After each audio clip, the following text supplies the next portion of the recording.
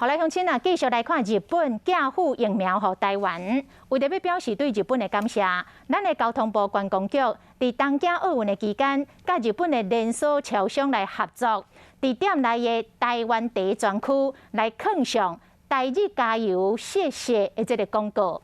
另外，台湾的民间团体台日文化经济协会嘛来号召着台湾企业甲民间团体，伫日本的产经新闻刊广告。用台湾乌熊甲日本的桃太郎做伙来扭大扫的图像，来感谢着日本。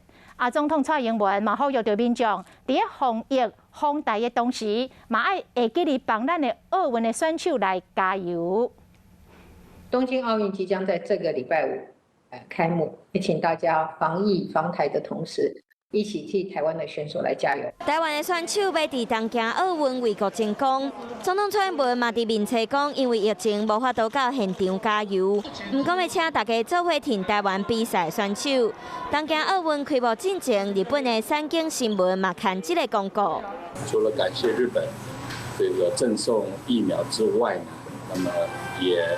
能够帮这个台湾日本的这个选手呢。加油！限制非常集思的结果，说民间比较代表性的象征，就利用了台湾黑熊，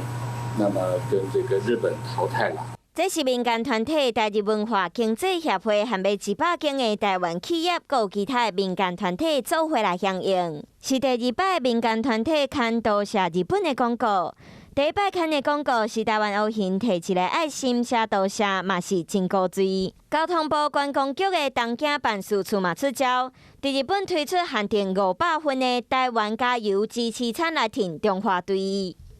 我觉得这组合还不错，而且我觉得可以放珍珠奶茶。他们的饮食跟我们台湾饮食其实有不同的落差，对，所以算是